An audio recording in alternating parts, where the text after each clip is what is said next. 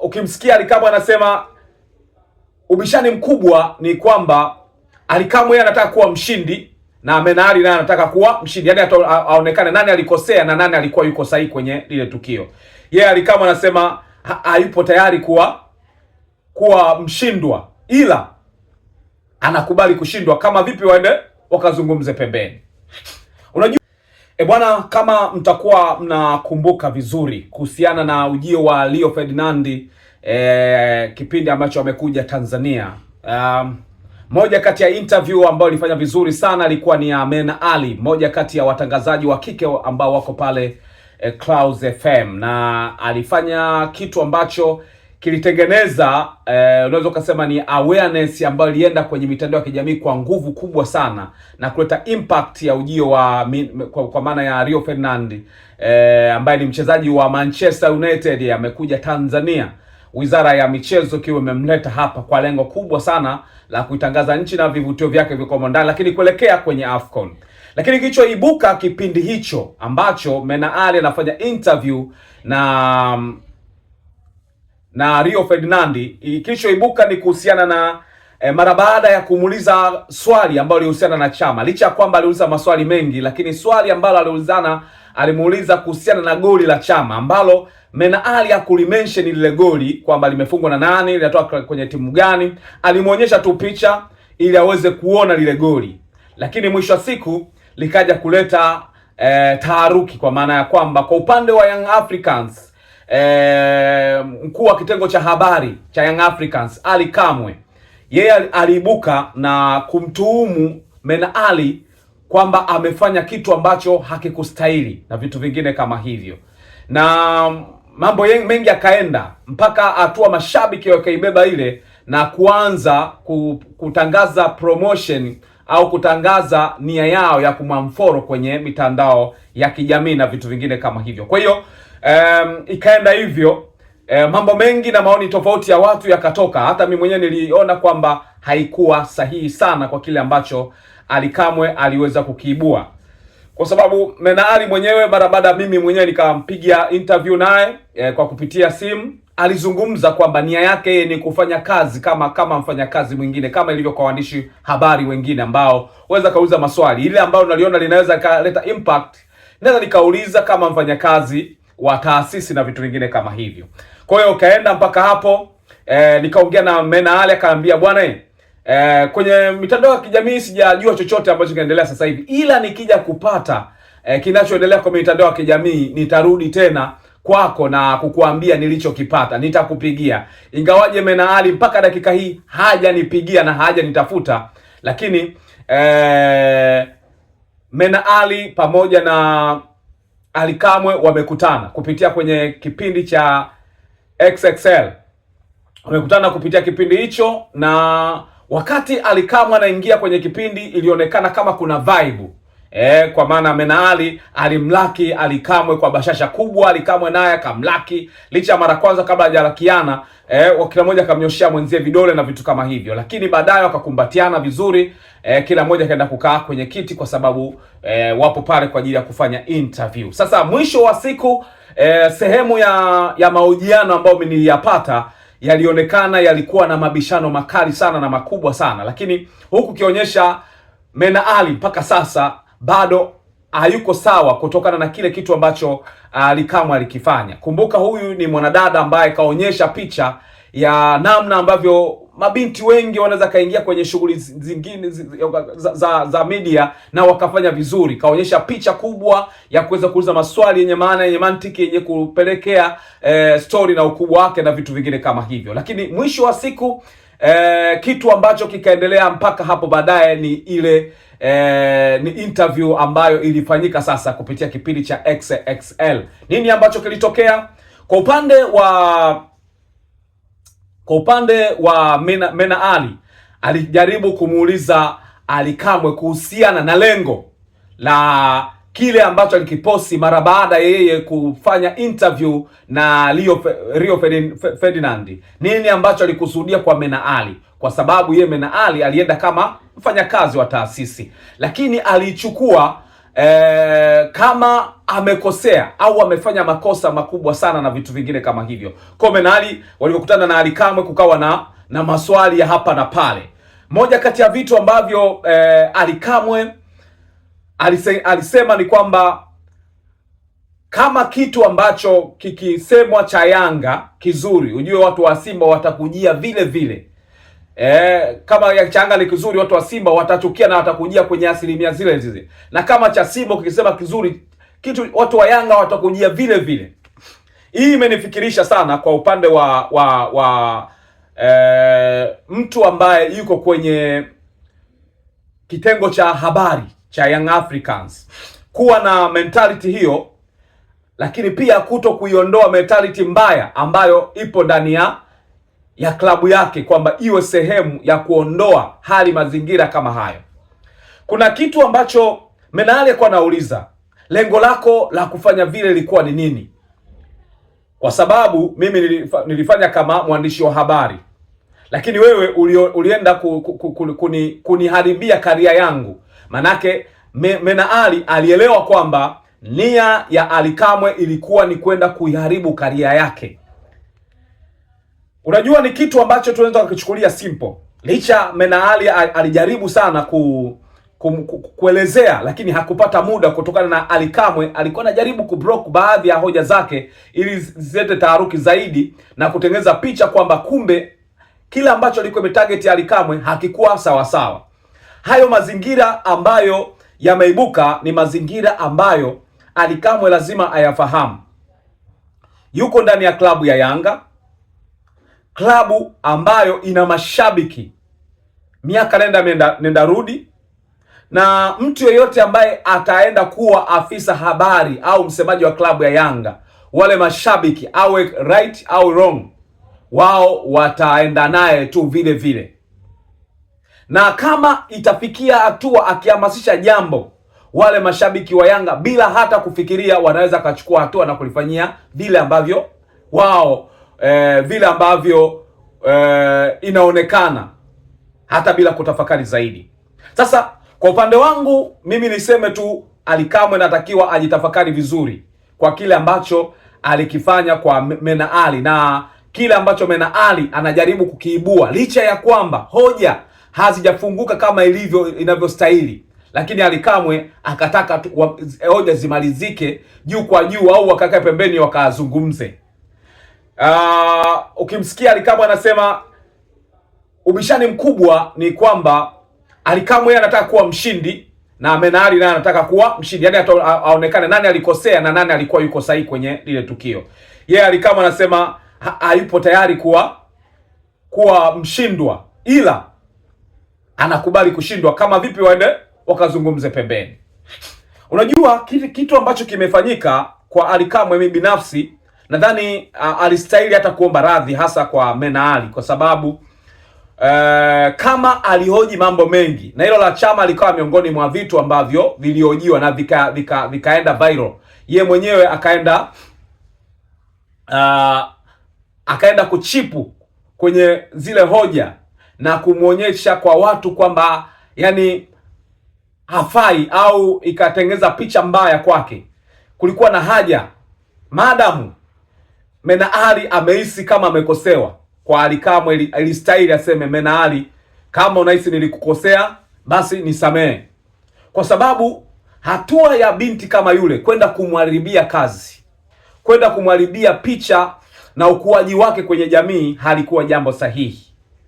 Ndio maana mimi kuna sehemu nikasema kama Ally Kamwe alikuwa amechorewa mchoro kwamba bwana, kikitokea cha hivi twende tupite kwenye hivi upepo huu ili tupromote tukio, mimi ningemuunga mkono. Lakini kwa mazingira ambayo aliweza kuyaibua na bila kuyarudisha katika mazingira halisia, yalikuwa ni mazingira ambayo sio mazuri kwa mtu ambaye yuko katika ukuaji au anahitaji mafanikio. Maana yake unaenda kuharibu maisha yake, unaenda kuharibu mipango yake, kama unaharibu kazi yake na vitu kama hivyo ambavyo haviwezi kuwa sahihi. Mfano kwa Menali, yeye ni mwanadada.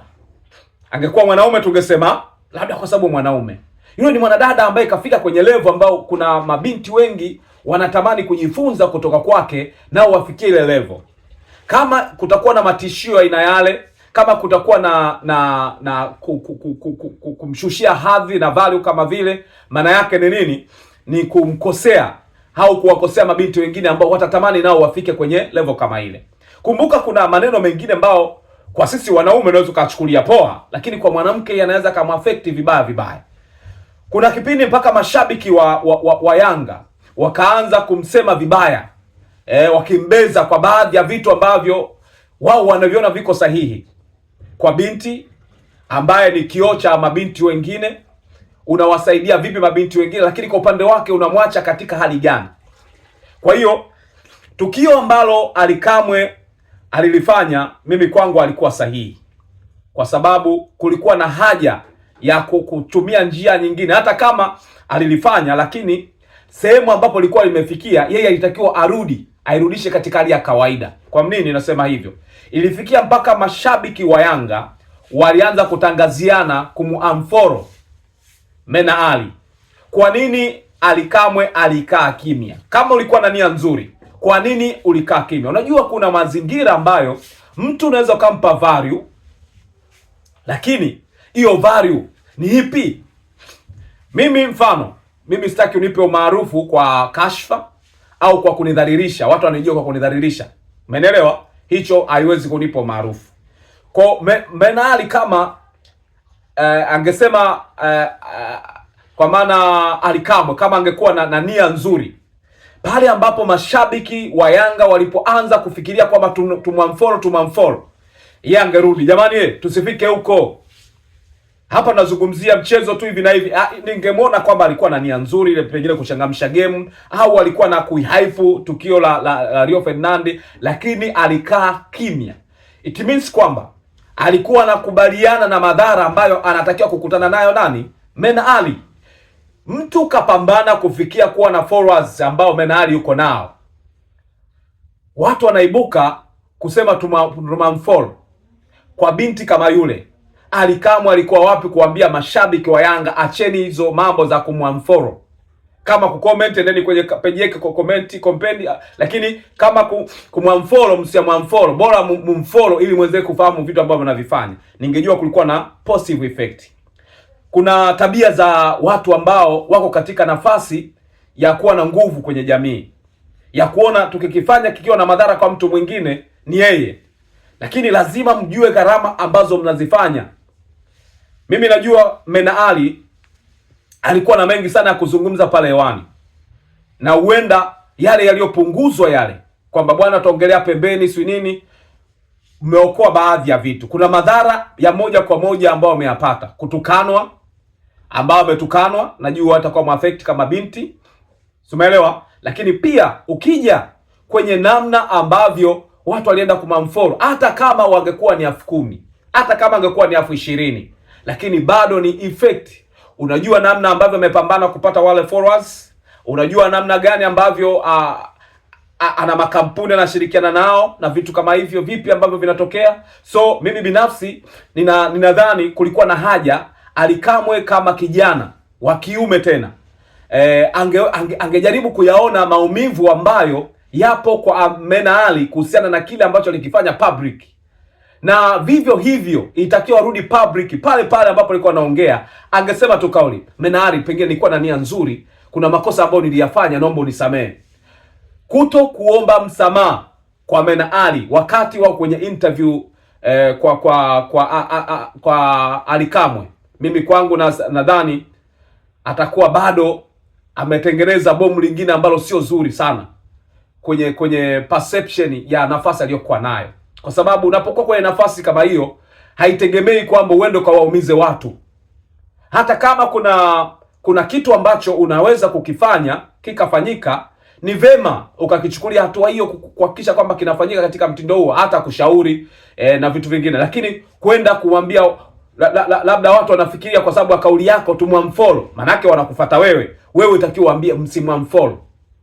Angeuliza pengine ni madhara gani ambayo Mena Ali ameyapata kutokana na maneno ambayo Ally Kamwe, au namna ya posti za Ally Kamwe na mashabiki walivyoichukua, madhara gani ambayo ameyapata?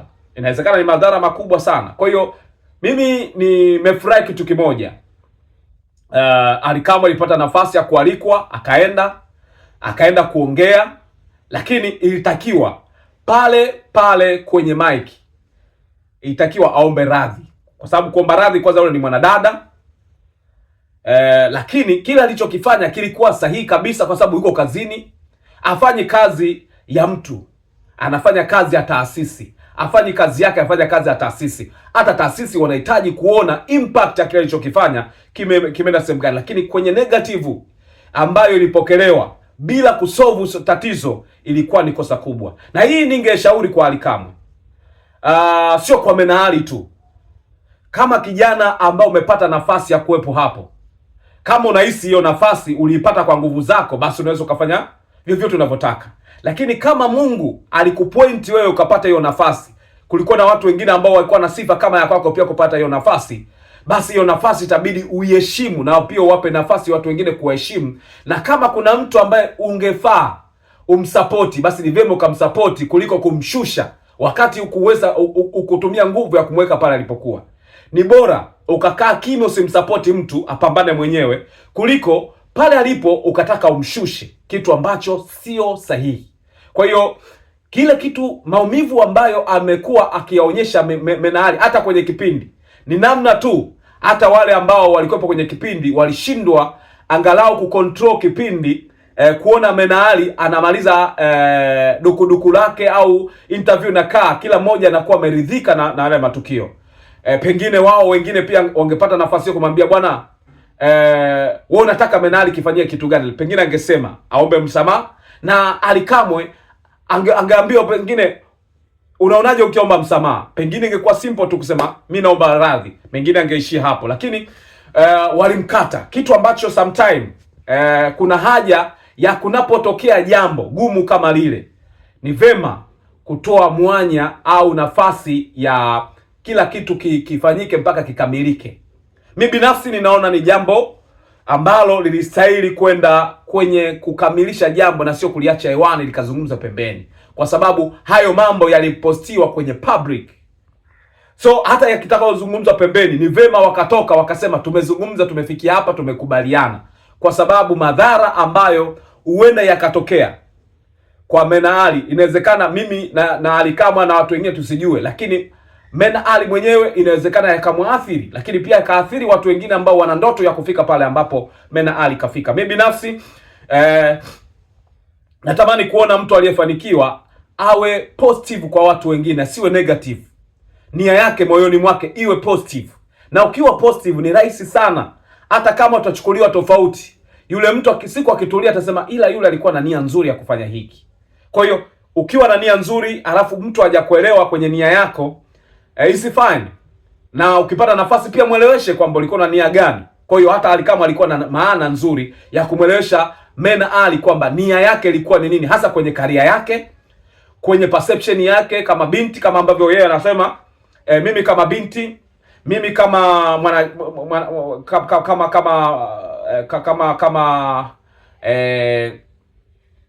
mwandishi wa habari nilifanya kazi yangu. Unaona, neno binti liko pale kwa sababu mabinti wanahitaji sapoti kubwa sana kuliko kuwashusha.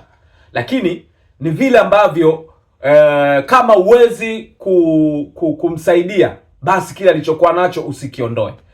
Mimi nilikuwa nimeona hayo, na nashauri kuwepo na haja ya kulirekebisha hili, hasa kwa Ally Kamwe kumwomba hata radhi Menaali, kwa sababu ingekuwa ni kijana wa kiume angeona umeenda kumharibia future. Je, kwa hakika unafikiria yeye anafikiria nini? So nadhani kuna haja hiyo, ili hata jamii ielewe kwamba ulikuwa na nia gani, na mumalize vizuri, itakuwa ni nzuri sana, ili kuendelee kuwepo na mwendelezo mzuri wa maisha mengine yaendelee. Lugano XL jina langu, hayo ndo mawazo yangu. Siko perfect kwenye mawazo yangu, inawezekana ukaelewa tofauti, lakini mimi nataka hili jambo liwe na value, sio kumshusha mtu, sio mtu kumshusha pale ambapo yeye kajipambania kufika. Ila kama huwezi kumpambania kupanda juu, basi usipambane kumshusha. Hilo ndo neno langu la kumalizia. Ciao. Kuna uwezekano mkubwa sana wa Fiston Kala Mayele kujiunga na wananchi Yanga, na kwa kuthibitisha hilo Ukimsikiza Ally Kamwe ambacho anakizungumza kuhusiana na Fiston Kalala Mayele ni kama Engineer Said au Yanga wako katika harakati za kumshawishi aje kumalizia soka lake hapa Tanzania, na hilo linawezekana kabisa kwa kitu ambacho anakionyesha Ally Kamwe. Hebu kifuatilia hapa utanielewa vizuri kuhusiana na Mayele. Msimu ujao inshallah. Msimu huu tunamaliza, na tunachukua mataji yetu. Msimu ujao ila Mayele aende Saudi Arabia. Mayele kuna sehemu anakwenda. Mayele kuna sehemu anaenda. Wapi? Kwa uchache tu tusaidie hata nchi tu. Semaje? Mimi niwaambie tu wana Yanga. Msimu ujao inshallah